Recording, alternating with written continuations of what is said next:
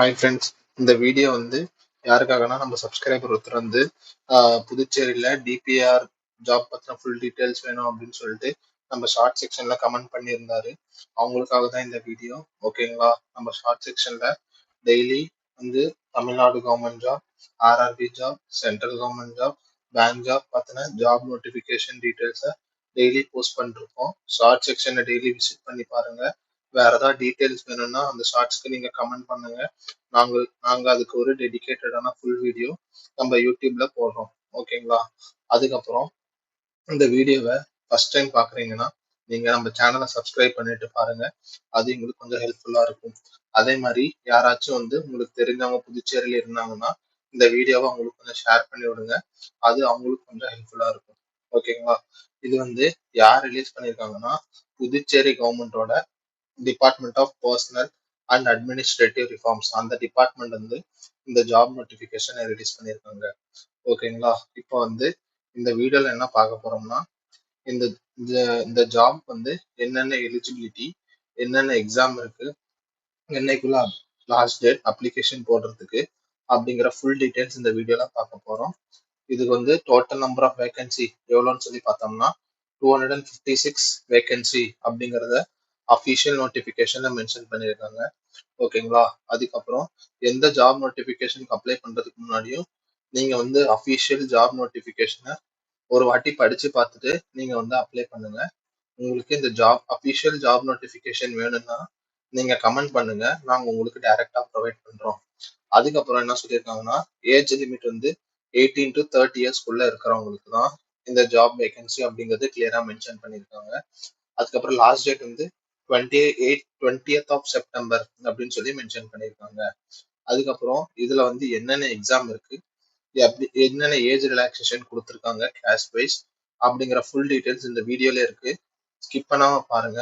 அப்படியே இந்த வீடியோக்கு ஒரு லைக் போட்டீங்கன்னா எங்களுக்கு கொஞ்சம் ஹெல்ப்ஃபுல்லா இருக்கும். வாங்க ஃபுல் வீடியோக்குள்ள போகலாம். இதுதான் வந்து department of personnel and administrative reforms இந்த டிபார்ட்மெண்ட் வந்து ரிலீஸ் பண்ண அஃபிஷியல் நோட்டிஃபிகேஷன் ஃபார்ம். ஓகேங்களா? இதோட அப்ளிகேஷன் ஓப்பனிங் டேட் வந்து 23rd ஆஃப் ஆகஸ்ட்ல இருந்து 29th of February 29th of September அப்படிங்கிறத வந்து மென்ஷன் பண்ணியிருக்காங்க.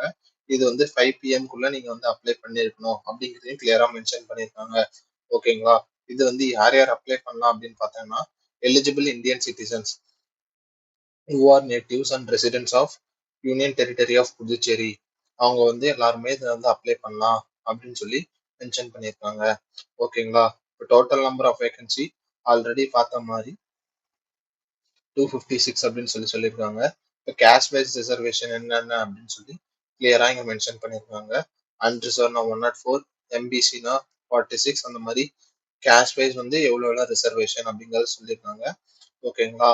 அதுக்கப்புறம் வந்து ஏஜ் லிமிட் என்னன்னா நீங்க வந்து டிகிரி வச்சிருந்தா போதும் அப்படிங்கறத கிளியரா மென்ஷன் பண்ணியிருக்காங்க. அதுக்கப்புறம் ஏஜ் லிமிட் வந்து என்ன சொல்லியிருக்காங்கன்னா 30 இயர்ஸ் இதுக்குள்ளனா 24/4/2024 இந்த இந்த டேட் வரைக்கும் நீங்க வந்து 30 இயர்ஸ்க்குள்ள இருந்தீங்கன்னா நீங்க வந்து இந்த ஜாப் நோட்டிபிகேஷனுக்கு அப்ளை பண்ணலாம் அப்படின்னு சொல்லியிருக்காங்க. அப்புறம் ஏஜ் ரிலாக்ஸேஷன் என்ன சொல்லியிருக்காங்கன்னா எம்பிசி, ஓபிசி, இபிசி, பிசிஎம், பிடி இந்த கேட்டகரியில் இருக்கவங்களுக்கு 3 years age relaxation, SC ST இருக்கவங்களுக்கு 5 years age relaxation, ex service man அப்படிங்கிறவங்களுக்கு பீரியட் ஆஃப் மிலிட்ரி சர்வீஸ் +3 அப்படிங்கிறத மென்ஷன் பண்ணியிருக்காங்க. அப்புறம் பர்சன் வித் டிசபிலிட்டி அவங்களுக்கு வந்து 3 years, 8 years for SC ST category அப்படிங்கிறது மென்ஷன் பண்ணியிருக்காங்க.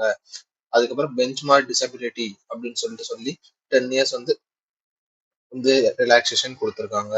ஓகேங்களா? அதுக்கப்புறம் வந்து நம்ம என்ன பார்க்க போறோம்னா இதுல வந்து என்னென்ன மாதிரி எக்ஸாம்ஸ் இருக்கு அப்படிங்கறது சொல்லி பார்க்க போறோம். ஓகேங்களா? இதுல வந்து ரெண்டு டைப் ஆஃப் எக்ஸாம் வந்து கண்டக்ட் பண்றாங்க. Tier 1 exam and then tier 2 exam அப்படின்னு சொல்லி ரெண்டு எக்ஸாம் வந்து கண்டக்ட் பண்றாங்க. ஓகேங்களா? டயர் 1 எக்ஸாமும் டயர் 2 எக்ஸாமும் pen and paper based exam அப்படிங்கறத கிளியரா மென்ஷன் பண்ணியிருக்காங்க. அதுக்கப்புறம் tier 1 exam and tier 2 exam will be held on 2 different days அப்படின்னு சொல்லியிருக்காங்க. Tier 1 exam will be held first and tier 2 exam வந்து யாருக்குன்னா யார் யார் வந்து டயர் 1 எக்ஸாமை பாஸ் பண்றாங்களோ அவங்களுக்கு மட்டும்தான் வந்து டயர் 2 எக்ஸாம் அப்படிங்கறது கிளியரா மென்ஷன் பண்ணியிருக்காங்க. ஓகேங்களா? அதுக்கப்புறம் select and waiting list will be prepared based on the tier 2 exam only அப்படிங்கிறதையும் மென்ஷன் பண்ணியிருக்காங்க. ஸோ டயர் 2 எக்ஸாம் வச்சு தான் போஸ்டிங் வந்து இருக்கு அப்படின்னு சொல்லியிருக்காங்க. அதுக்கப்புறம் ஷேட் பண்ற மாதிரி எக்ஸாம் அப்படிங்கறது கிளியரா மென்ஷன் பண்ணியிருக்காங்க. Mode of examination using black ballpoint pen அப்படின்னு சொல்லி மென்ஷன் பண்ணியிருக்காங்க.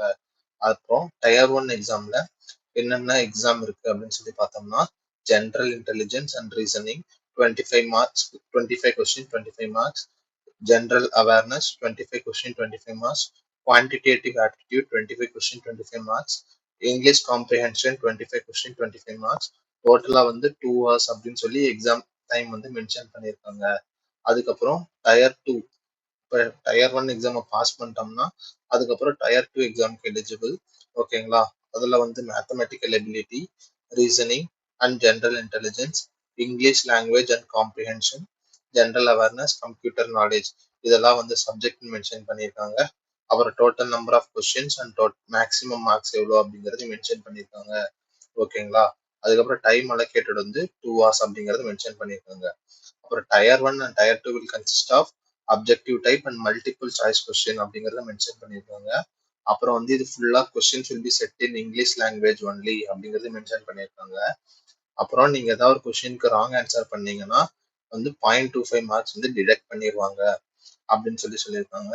அதே மாதிரி நீங்க வந்து ஒரு கொஸ்டினுக்கு 2-3 ஆன்சரை செலக்ட் பண்ணியிருந்தாலும் அது வந்து ராங் ஆன்சரா தான் கன்சிடர் பண்ணுவோம் அப்படிங்கிறது கிளியரா மென்ஷன் பண்ணியிருக்காங்க. அப்புறம் டயர் 1 எக்ஸாமுக்கு ஆல்ரெடி பார்த்த மாதிரி ஜென்ரல் இன்டெலிஜென்ஸ் அண்ட் ரீசனிங்ல என்னென்ன கேட்பாங்க அப்படிங்கிற சிலபஸ் இங்க இருக்கு. அதே மாதிரி ஜென்ரல் அவேர்னஸ்க்கும் இங்க சிலபஸ் இருக்கு. குவான்டிடேட்டிவ் ஆப்டிடியூடுக்கும் சிலபஸ் இருக்கு. இது மாதிரி ஒரு செக்ஷனுக்கு என்னென்ன கேட்பாங்க அப்படிங்கிறத ஃபுல்லா வந்து இந்த நோட்டிபிகேஷன் ஃபார்ம்லயே மென்ஷன் பண்ணியிருக்காங்க. நீங்க இந்த நோட்டிபிகேஷன் ஃபார்ம் வேணும்னா நீங்க கமெண்ட் பண்ணுங்க, நாங்க உங்களுக்கு ப்ரொவைட் பண்றோம். அப்புறம் டயர் 2 எக்ஸாம்க்கு மேத்தமெட்டிக்கல் எபிலிட்டி இதுல சப்செக்ஷன்ஸ் வந்து கொடுத்துருக்காங்க. இந்த சப்செக்ஷன்ஸ்ல என்னென்ன இருக்கு, சப்போஸ் இப்போ மேத்தமெட்டிக்கல் எபிலிட்டிஸ்ல number system, fundamental arithmetical operation, algebra, geometry, mensuration அந்த மாதிரி சப்டிவிஷனா பிரிச்சிருக்காங்க. ஓகேங்களா? இதுதான் வந்து இந்த மேத்தமெட்டிக்கல் எபிலிட்டியோட சிலபஸ். அதே மாதிரி ரீசனிங் அண்ட் ஜென்ரல் இன்டெலிஜென்ஸுக்கு சிலபஸ் மென்ஷன் பண்ணியிருக்காங்க. English language and comprehension, general awareness, அதுக்கப்புறம் computer knowledge, basics computer, software, working with internet and email, basics of networking and cyber security அப்படிங்கிறதையும் மென்ஷன் பண்ணியிருக்காங்க. அதுக்கப்புறம் இப்போ வந்து குவாலிஃபைங் வந்து எப்படின்னு சொல்லி பார்த்தோம்னா candidates secure minimum qualifying marks in tier 1 and tier 2. இப்போ அன்ரிசர்வ் கேட்டகரினா 30%, MBC, EBC, OBC, BCM, EWS அவங்களுக்கு வந்து 25%, எஸ்சி, எஸ்டி, பிடி, பர்சன் வித் டிசபிலிட்டி அவங்களுக்குலாம் 20% அப்படிங்கிறதையும் மென்ஷன் பண்ணியிருக்காங்க. அதுக்கப்புறமேட்டு என்ன சொல்லியிருக்காங்கன்னா tier 2 examination will be conducted for the candidates qualified for the tier 1 examination அப்படிங்கிறதையும் சொல்லியிருக்காங்க. அதுக்கப்புறம் மெரிட் லிஸ்ட் வந்து என்ன சொல்லியிருக்காங்கன்னா டயர் 2 எக்ஸாமை டிபெண்ட் பண்ணி வந்து மெரிட் லிஸ்ட் வந்து ப்ரிப்பேர் பண்ணுவாங்க. Merit list will be prepared on the basis of performance of candidates in the tier 2 examination only. அதுக்கப்புறம் நீங்க தான் அப்ளை இந்த ஆன்சர் கீ வந்து எங்க பப்ளிஷ் பண்ணுவாங்கன்னா இந்த வெப்சைட்ல வந்து பப்ளிஷ் பண்ணுவாங்க அப்படின்னு சொல்லி கிளியரா மென்ஷன் பண்ணியிருக்காங்க. அதுக்கப்புறம் நாம வந்து இந்த எக்ஸாம் அண்ட் வென்யூ வந்து எங்க நடக்கும் அப்படின்னு பார்த்தோம்னா tier 1 and tier 2 examination will be held in Puducherry, Karaikal, Mahe, Yanam regions of union territory of Puducherry அப்படின்னு சொல்லியிருக்காங்க. அதுக்கப்புறம் இந்த அப்ளிகேஷன் நீங்க வந்து அப்ளை பண்றதுக்கு லாஸ்ட் டேட் வந்து என்ன சொல்லியிருக்காங்கன்னா 23rd of August 2024 10 மணில இருந்து 20th of September 2024 5 மணிக்குள்ள இந்த வெப்சைட்ல போயிட்டு நீங்க அப்ளை பண்ணிக்கலாம். ஓகேங்களா? அதுதான் வந்து அவங்க கிளியரா மென்ஷன் பண்ணியிருக்காங்க. அதுக்கப்புறம் வந்து நார்மலா அப்ளிகேஷன் வந்து போடும்போது நம்ம வந்து சைன்டு போட்டோகிராஃப், அதுக்கப்புறம் சைன்டு சிக்னேச்சர் இதெல்லாம் வந்து என்னென்ன மாதிரி இருக்கணும் அப்படிங்கிறதே இந்த நோட்டிபிகேஷன்லேயே வந்து கிளியரா மென்ஷன் பண்ணியிருக்காங்க. ஓகேங்களா? இதுதான் வந்து இந்த ஜாப் நோட்டிபிகேஷன் பத்தின குவிக் அப்டேட். இந்த நோட்டிபிகேஷன் என்னன்னா நீங்க வந்து கமெண்ட் பண்ணுங்க, நான் உங்களுக்கு டைரக்டா ப்ரொவைட் பண்றோம். அதே மாதிரி ஆல்ரெடி சொன்ன மாதிரி புதுச்சேரியில யாராச்சும் இருந்தாங்கன்னா இந்த வீடியோ அவங்களுக்கு ஷேர் பண்ணுங்க, அவங்களுக்கு கொஞ்சம் ஹெல்ப்ஃபுல்லா இருக்கும். தேங்க்யூ.